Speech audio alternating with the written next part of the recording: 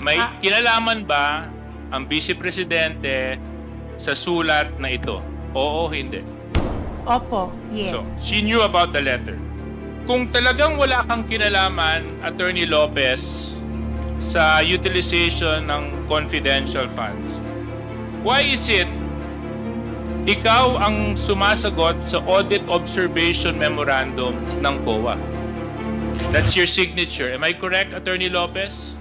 That is correct, Your Honor. And you are still expecting that the committee will believe you na pag sinabi mo hanggang ngayon wala ka pa rin alam maski 2 beses ka nang sumulat sa COA tungkol sa confidential fund. Your Honor, respectfully, may I request a copy of the said letter? So I can... Comsec, can you please give this to the person who has lost her memory? Mukha po kasing talagang ayaw niyong malaman ng taong bayan kung paano niyo po ginastos yung 612 million pesos na confidential funds ng Office of the Vice President at pati po ng DepEd. Kasi kung wala naman kayong tinatago, di ba? Kung wala naman kayong tinatago, ba't niyo pa kapapakiusapan yung isang ahensya na hindi i-share ang mga dokumento patungkol sa isang investigasyon na isinasagawa ng isa pang ahensya? Your Honor, Mr. Chair, because that is the truth. I really have no personal knowledge as regards the matter of confidential funds. Okay. Mukha po kasing talagang ayaw niyong malaman ng taong bayan kung paano niyo po ginastos yung 612 million pesos na confidential funds ng Office of the Vice President at pati po ng DepEd. Those 2 letters cannot be denied. Her signature is on those 2 letters. So napakahirap pong paniwalaan ng isang taong nakapirma sa 2 sulat na yan ay walang kinalaman patungkol sa isyong kanyang ipinapakiusap sa Commission on Audit. No one in their right mind, Mr. Chair, will affix their signature in a document that they do not have any knowledge of. Abogado po kayo, Attorney Lopez. Kung ako nga, pipirma lang sa dokumento, inaaral ko muna kung anong nilalaman. Ito pa, COA. Dito pa, pera ng taong bayan. Sorry, Mr. Chair. Sobrang nakakagulat na balita. Grabe, Vice President Sara Duterte. Nagulat kulong ang hatol sa kanyang abogada, isa-isa ng pinakukulong empleyado niya ng Congress. Ayon sa nakalap nating impormasyon, inutusan di umano ng abogada ni VP ang COA na huwag ipakita ang ebidensya nila sa Congress. Patungkol sa ginagawang audit ng confidential fund, milyon-milyon piso nakita ng Congress. Nagulat ang VP, pinakulong nila ang kanyang abogada, isa-isa ng pinakukulong empleyado niya ng Congress. Tara panoorin natin. Yes, Deputy Speaker J. Suarez. Thank you very much. Mr. Chair, I would just like to direct my questions first to Attorney Sanchez very quickly. Attorney Sanchez, what was one of the first things that you did when you first entered the Congress, the committee hearing?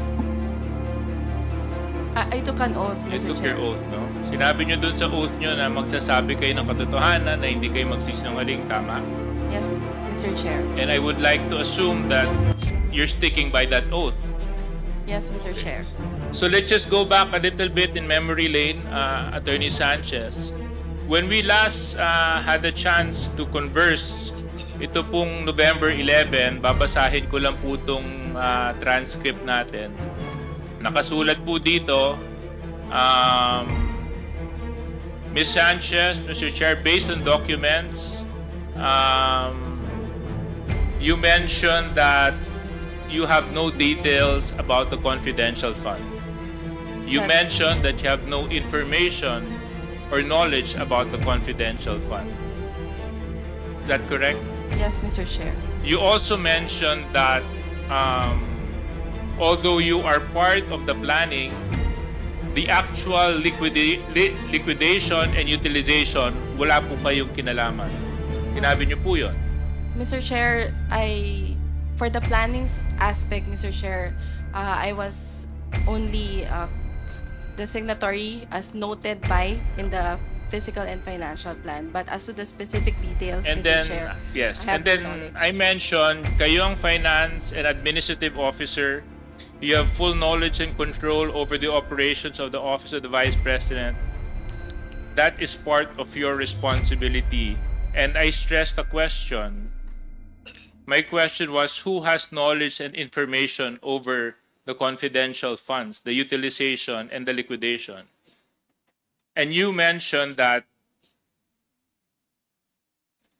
That, Mr. Chair, based on the documents, I would presume it would be the Special Disbursing Officer, Mr. Chair. yes, other than the Special Disbursement Officer, you mentioned the name Miss Gina Acosta. Is that correct? That's correct, Mr. Chair. Yeah. And I asked you, Miss Gina Acosta holds office under whom? And you mentioned, That she is assigned to the Office of the Chief of Staff, Mr. yes. And the Chief of Staff being Chair. Attorney Lopez, Mr. Chair. Attorney Lopez. Zuleika Lopez. The Yes, person Mr. Chair. behind you. The person beside you. Okay. Now, Yes, Miss Mr. Chair. Lopez. Gina Acosta works directly under you. Is that correct? Your Honor, Ms. Gina Acosta is one of the employees. No. My Under question the is, Office of the she Chief works of Staff. under you? Under the Office of the Chief of Staff, Your Honor. Yes. So you have management, control, supervision over her? In certain cases, Your Honor, because she acts as the supervising. No, Miss Lopez, Attorney Lopez, something na I've been noticing about the way you've been answering. Oh, You've yes. been very selective and evasive. Just categorically just say, because I'm starting to believe na you're trying to paint an image of a chief of staff that's not actually the role of a chief of staff. I've worked with many chief of staff, and chief of staffs have full control, knowledge, and information about what happens internally and externally in every office. But parang dito sa lagay mo, hindi yata ganon. So anyway, my question is, Gina Acosta works under you o hindi? Yes. Okay. She answers to you, yes or no? Yes, Your Honor. So if she answers to you, she's the SDO. Therefore, you would know about her activities, her responsibilities, and duties as the Special Disbursement Officer. No, Your Honor. No. I was not the person who designated her, Your Honor. No. That's not my question, Attorney Lopez. My question is, she works under you. You confirmed. You manage her. Yes. Now, my question is, Attorney Lopez, Gina Acosta, you confirmed that she works under you. That is correct? She works with the Office of the Chief of Staff. Yes, and you are? The Chief of Staff. There you go, right? Now, because she works under you, you supervise her activities, correct? Certain activities, Your Honor. Why is it that somebody will work under you and you can only supervise certain activities? Because she works with the Office of the Chief of Staff, Your Honor, as admin officer, not as disbursing officer. So I only have a direct hand in her work as an admin officer, which is personnel management. Kasi ang Supplies sinabi and ni Attorney procurement. Sanchez, pagdating sa confidential funds, Attorney Lopez, matanong na kita, may information ka tungkol dito? Meron o wala? Wala po. Wala. Bakit sinabi ng katabi mo na pagdating sa confidential intelligence fund ng Office of the Vice President, tatlong tao lang ang may knowledge at information dito? Ikaw, Gina Acosta, at si Vice President Sara Duterte. Yan ang sinabi ng katabi mo. Here. So, please explain to me, why would the person beside you say that and you would deny that? Your Honor, I cannot answer. Are you for, gonna fire her too? I cannot answer for Director Sanchez, Your Honor. I know, can but only my answer for question myself. is to you, Attorney Lopez. She has that opinion. It's on record, under oath. 3 people have knowledge and information on the confidential funds. You, Gina, the person that works under you, and the Vice President. So why is it now that when I'm asking you, wala kang kinalaman? Your Honor, Mr. Chair, because that is the truth. I really have no personal knowledge as regards the matter of confidential funds. Okay. Kung talagang wala kang kinalaman, Attorney Lopez, sa utilization ng confidential funds, why is it that on April 19, 2024, where your signature is affixed to a document that was forwarded to COA, ikaw ang sumasagot sa Audit Observation Memorandum ng COA. Kung wala kang kinalaman sa confidential funds, bakit ikaw ang sumasagot? Kung wala kang kinalaman. Your Honor, as I mentioned earlier, all external communications come from that Office of the I know. Chief of Staff. But Attorney Lopez, you're not making sense. You just mentioned that you have no knowledge and information about confidential funds, and yet, to the AOM of COA, ikaw ang sumagot. Your Honor, with all due respect, respectfully, even for other regular audits, ako po yung all external comms, I sign off on it. It's a And matter also, of course. Attorney Lopez, I'll bring you back to another document. August 21, 2024, muli na naman po kayong sumulat kay Chairman ng COA. At dito, sa laman po ng sulat ninyo, ipinapakiusap ninyo na kung maaari, wag i-share ang audit observation ng COA sa Kongreso. Noong August 13, 2024, nag-issue ang House Committee ng Appropriations ng subpoena, Duces Tecum, sa COA kaugnay ng COA Audit Report tungkol sa pondo ng OVP at DepEd. Matapos ang ilang budget hearing kung saan tinalakay ang paggastos ng OVP at ng DepEd Secretary ng pondong ito na umaabot ng 125 million pesos sa loob lamang ng labing isang araw. Totoo po ba ito?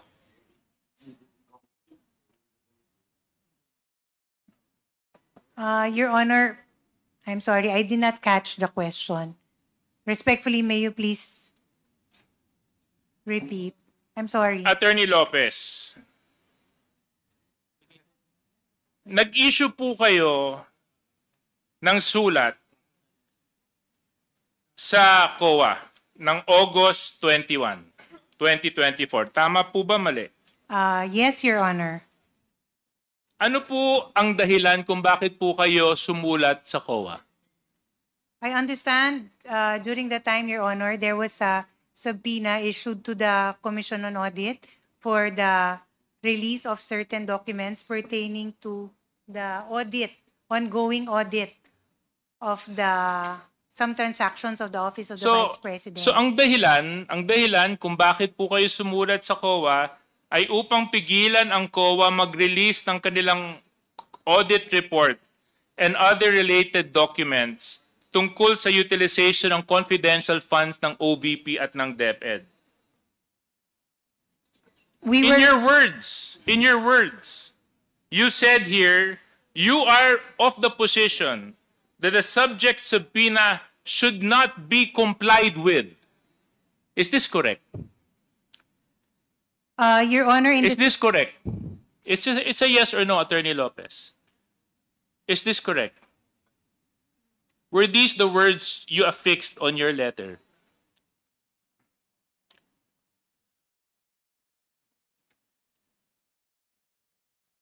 Your Honor, It's a yes or no, Attorney Lopez. Oo lang po at hindi. Nandito po yung copy ng sulat. Kung gusto niyo po, bigyan ko po kayo ng copy ng sulat ninyo. may I please At have saka a copy? nandito po yung signature ninyo sa kopya, sa sulat. Your Honor, respectfully, may I request a copy of the said letter? So I can... Comsec, can you please give this to the person who has lost her memory?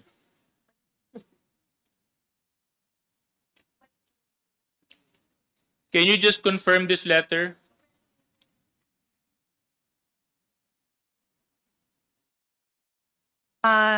Yes, Your Honor. Okay. Indicated in Anyway, the second Comsec, can I have paragraph. my copy back? Since she has confirmed the letter. Okay. Thank you.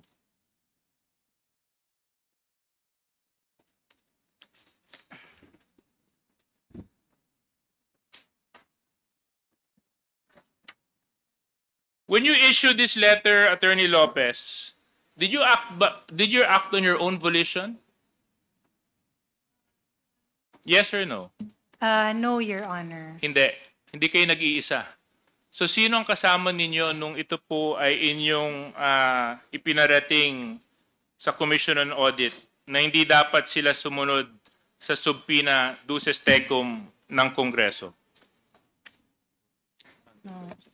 Your Honor, this was a matter I consulted with Mr. Lemuel Ortonio. Kayong dalawa lang. Yes, Your Honor, for the matter of the requesting COA. So, ang sinasabi mo, walang alam si Vice President tungkol dito? Your Honor, it was a letter that Ma'am, it's a yes or no. Let's not make life difficult. May kinalaman ba ang Vice Presidente sa sulat na ito? Oo, hindi. Opo, yes. So, she knew about the letter. Correct. Yes, Your Honor. Before you signed off to it and sent it to COA, correct? Yes. So, kayo po ba, Attorney Lopez? Kasi ang dating po sa amin nito ay una, hindi nun nire-respeto yung subpoena authority ng Kongreso. Pangalawa, parang sinusupil nyo yung karapatan ng mamamayan malaman kung paano ginagamit ang pondo ng mga ahensya na pinagkakatiwalaan ng mamamayan. Na pagdating sa oversight function ng mababang kapulungan at ng Senado, kung ito man ay kanilang gagamitin, ito ay hindi nyo kinikilala. Dahil sa sulat na ito, ipinapakiusap ninyo sa COA na huwag sumunod sa subpoena na in-issue ng Kongreso para hindi ibigay ang COA report sa Kongreso. At sa aking pananaw, this is one way of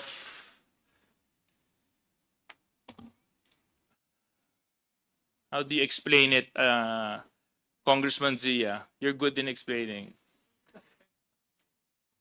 Of covering the truth. Tinatakpan ng katotohanan. Kasi kung wala naman kayong tinatago, di ba? Kung wala naman kayong tinatago, ba't nyo pa papakiusapan yung isang ahensya na hindi i-share ang mga dokumento patungkol sa isang investigasyon na isinasagawa ng isa pang ahensya? Di ba? Ngayon, Attorney Lopez,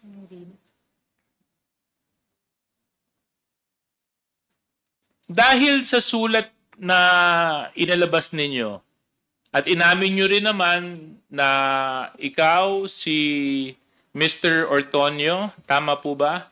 At ang ating Vice Presidente, ang may alam tungkol sa sulat na ito. Hindi po ba kayo naniniwala na karapatan ng taong bayan malaman kung paano nyo po ginastos ang pera na ipinagkatiwala sa inyo? Your Honor, may I answer? Please answer. Mr. Chair, thank you. Respectfully, Your Honor, that letter does not in any way seek to undermine the power of Congress as regards matters regarding to the power of the purse. It is not. It is simply a request from to the Commission of Audit, given that there is still an ongoing audit investigation. That's why we requested that since hindi pa naman po natatapos yung audit, hindi naman po din tama na ibibigay na muna yung ganung documents. With due respect also to the audit still being done at the Office of the Vice President. So yun lang po yung position namin. We do not seek to belittle nor undermine the power of Congress, Your Honor. That is the farthest Yes, and the least of our intention. But Attorney Lopez, that is not a call for you to make. Right? Your Honor, it was Precisely because you are the agency that is being investigated. That's totally uncalled for. You're asking another agency not to cooperate with Congress when an ongoing investigation is happening. That's suppression of the truth. At the very least, dapat hinayaan nyo na lang. Di ba? Kung wala naman kayong tinatago, pwede nyo naman po ipaliwanag yun dito pag nag-hearing na tayo. Kasi nandito po sa sulat ninyo, parang pinipigilan nyo yung COA at pinapakiusapan nyo na huwag nyong ibigay. Nasa palagay ko po ay hindi po tama. Hindi po tama sa maraming aspeto ng pagtingin at pananaw. Kasi maaaring tama ang sinabi ninyo na hindi pa kumpleto yung pagsusuri na ginagawa ng COA, but that's not your call to make. That's COA's call to make, which they have emphasized many times while they've been here.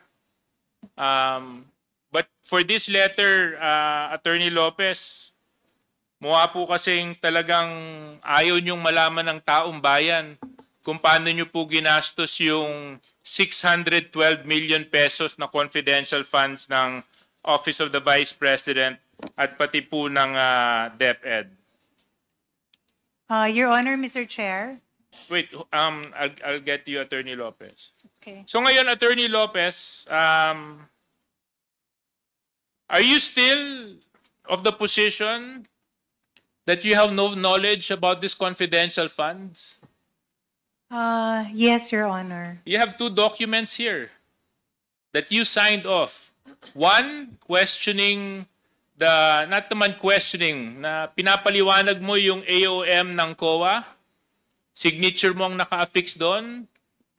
Number two, another letter addressed to COA na ipinapakiusap mo sa COA na wag munang ibigay ang audit observation sa Kongreso.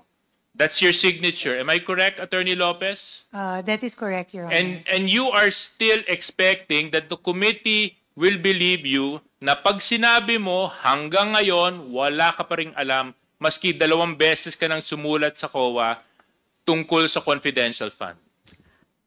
Your Honor, quick reading of the letter would indicate... No, that's my... anyway, Mr. Chair, I would just like to end my point because I don't think Attorney Lopez will cooperate with us anyway. I would just like to manifest those two letters are true. Those two letters cannot be denied. Her signature is on those two letters. Those two letters are both addressed to the Commission on Audit. One, intent of the letter, ipinapaliwanag yung audit observation. Pangalawang sulat, ipinapakiusap sa COA na huwag i-share at ibahagi ang audit observation sa Kongreso. So napakahirap pong paniwalaan ng isang taong nakapirma sa 2 sulat na yan ay walang kinalaman patungkol sa isyong kanyang ipinapakiusap sa Commission on Audit. No one in their right mind, Mr. Chair, will affix their signature in a document that they do not have any knowledge of. Abogado po kayo, Attorney Lopez. Kung ako nga, pipirma lang sa dokumento, inaaral ko muna kung anong nilalaman. Ito pa. COA. Dito pa, pera ng taong bayan. Sorry, Mr. Chair. Thank you, Deputy Speaker Jay Suarez. Mr. Chair. Respectfully, Before I Mr. Chair. recognize Congressman Sia and Respectfully, Mr. Chair. yes, you want to respond? Yes, Your Honor. Okay. As regards the matter of the writing to the Commission on Audit, as regards the subpoena, we recognize the authority and the power of the Commission of Audit, Your Honor, as to all matters pertaining to audit, which is why we wrote to them. That was just our request on the end of the Office of the Vice President. And as regards the matter of explaining or explanation sent as to the AOM, those are matters, Your Honor, that, as I mentioned earlier, external communications fall under the Office of the Chief of Staff. The matter as to the preparation, etc., as long as it's in good compliant with form, those are matters that I sign off to as a matter of course. Hence the two letters, Your Honor. Curious lang ako dito sa pagbubuhat nung Duffel duffel bag. bag. Oo. Comsec, meron kasi akong hiram na duffel bag dito. Pakita mo nga kung ito yung ganito kalaki yung duffel bag.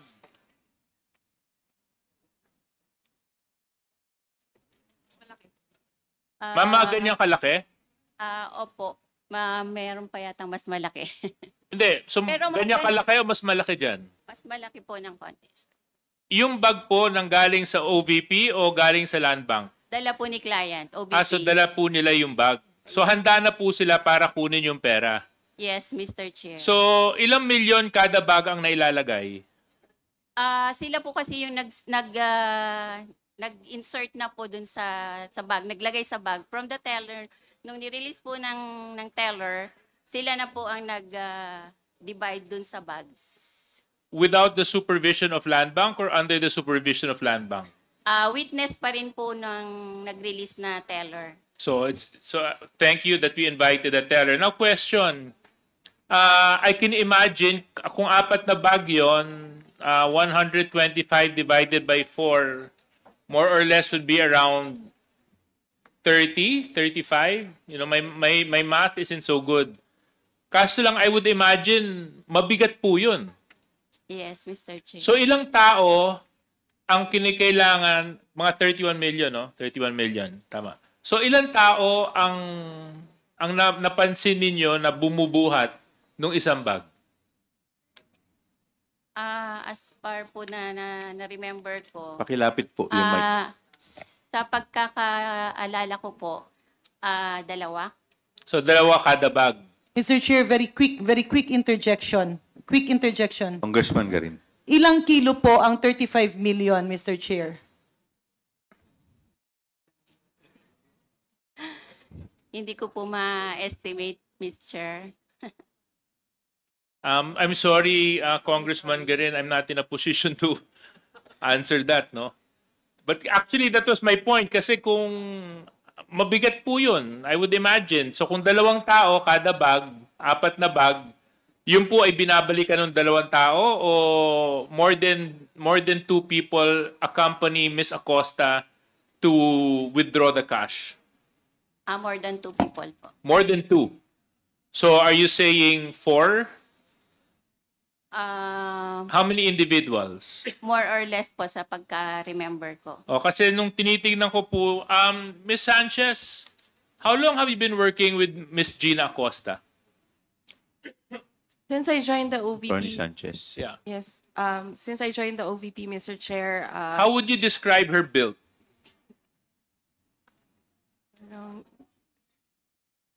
Is she as tall as you are? Kasi tangkad mo ba siya? Medyo payat? Ano po ang pangangatawan ng Miss Gina Acosta? Hindi ko pa po kasi nakikita ito eh. similar to my build, Mr. Chair, pero baka mas payat po, Mr. Chair. Mas payat. At kung hindi po ako nagkakamali, more or less, ilang taon na po si Miss Gina Acosta?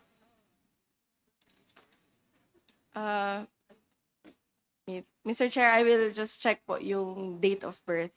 But What about you, Attorney Lopez? You've been working with Gina Acosta for quite a number of years. How old is Miss Gina Acosta? Your Honor, I would suppose not yet 60, but maybe 50, mid-50s. 59, Chairman. 59. Yeah. Oh, thank you very much for informing me. And what is her build? Similar, as mentioned earlier by Director Sanchez. So, would you say that it will be physically impossible for someone of the same build as Attorney Sanchez to carry one duffel bag by herself? I cannot.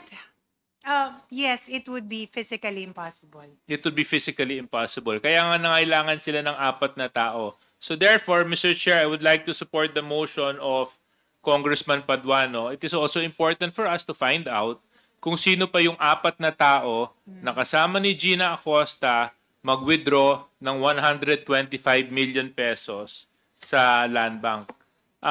Land Bank, as a matter of procedure,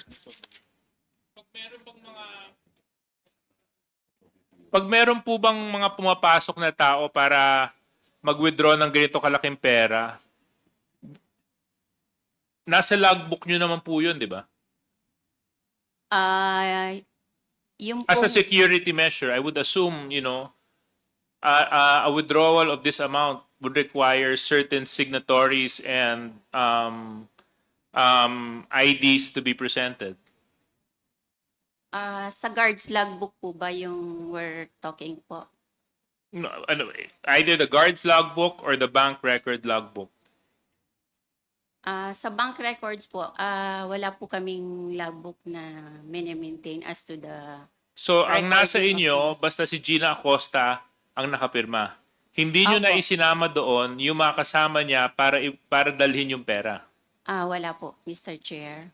Wala. But doon sa logbook ng guard, nandun yun? I'm not so sure, Mr. Chair. We'll Siguro check po. magandang malaman din natin kasi critical sa atin malaman yung mga individual. Sino po yung finance Mr. Chair. department? Yes.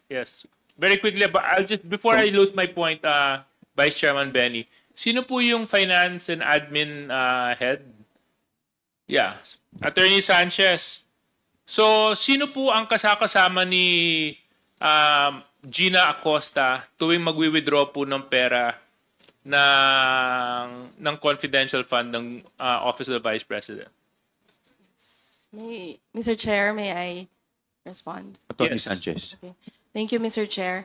Mr. Chair, as mentioned earlier, from the end of finance, once we release the check to the payee, we already have we do not have participation. No. That's not my question, ma'am. My question is, di ba, you're handling admin as well. So, human resource, employees. So, 125 million is a big amount. And I would expect some sense of security would be implemented by the Office of the Vice President. Kasi tama yung sinabi ni Congressman Garin eh. Baka mamaya magka-interest doon na nalaman na isang tao na kasing laki mo lang ang may buhat-buhat 125 million. Talagang pwedeng pagtangkaan na nakawan yon. So dapat may kasamang tao, may magsisecure. So who were those persons who accompanied Gina Acosta withdraw that money? Mr. Chair, as to the security arrangements for the withdrawal of the money, I was not part of the arrangements, Mr. Chair, so it was not relayed to me, Mr. Chair. But Mr. Chair, I think that would be an answer I cannot accept, Mr. Chair, kasi kayo po ang tagapamahala nun eh. Kayo ang pumirma ng cheque. In fact, it was so quick that all four of you signed the check on the same day. There was haste in the office to withdraw that cash. So I would expect that in the same manner, you would also secure that fund. Kasi dito nga, December 20 ba yun? Sabay-sabay yung pinirmahan yung disbursement voucher eh. Actually, nagulat nga ako, sobrang bilis ninyo eh. 3 signatory, isang araw, nagawa ninyo eh. So ipinakita nyo na minamadali nyong makuha yung pera. So ang tanong ko, sa pagmamadali ninyo, siguro naman, tiniyak nyo rin, dahil nga nagmadali kayo, mahalaga sa inyo to, sisiguraduhin naman natin na secure yung pera. Ang tanong ko, oras na ibinigay nyo yung cheque sa Land Bank, sino ang kasama ni Gina Acosta i-withdraw yung pera? Mr. Chair, respectfully, I really have no personal knowledge as to the companions of the special disbursement. Because, Mr. Chair, officer. this did not happen only once. It happened in December. It happened in January. It happened again, I think, sometime in April. I can be wrong. And maybe again in September. Tama ba ako? Ms. Sanchez? Parang ganun yung dates, di ba? The last one was in July, Mr. Chair. Yeah, okay. So, it happened 4 times. So, Mr. Chair, Ma'am Villa Del Rey, kayo, malalaman nyo ba kung sinong kasama ni Gina Acosta nung withdraw yung pera? Ma'am Villa Del Rey, you are recognized. Good afternoon, Mr. Chair. I'm sorry, Your Honor. I don't have knowledge po kung sino yung companion ni Ms. Gina Acosta. Kasi alam mo, Mr. Chair, ang nakakapagtaka dito sa Office of the Vice President, mabilis silang pumirma ng disbursement voucher para mag-issue ng cheque. Tumawag pa sila in advance sa Land Bank para siguraduhin na may pera ang bangko para withdraw yung pera. Kaso lang, wala naman silang nilalagay na action para pangalagaan yung pera. Ni nga paglalagyan ng 125 million, wala na silang pakialam kung saan nila ilalagay. Kasi ang sinabi ni Ms. Sanchez kanina, yung vault ay para lang sa petty cash. Sabi niya may cabinet dun, but I doubt you'll put 125 million pesos in a cabinet. Not unless that cabinet is secured and large enough to hold that amount. So what I don't understand, Mr. Chair, is how come they are so reckless and carefree with such a huge amount. And this is just 125 million. We're not even talking about the 37 million that was withdrawn from the DepEd. So for me, Mr. Chair, this is unacceptable. Ngayon, ikaw, bilang Pilipino, ano ang masasabi mo at reaksyon sa balitang ito? Mag-iwan ka ng komento sa ibaba at atin pong babasahin isa-isa.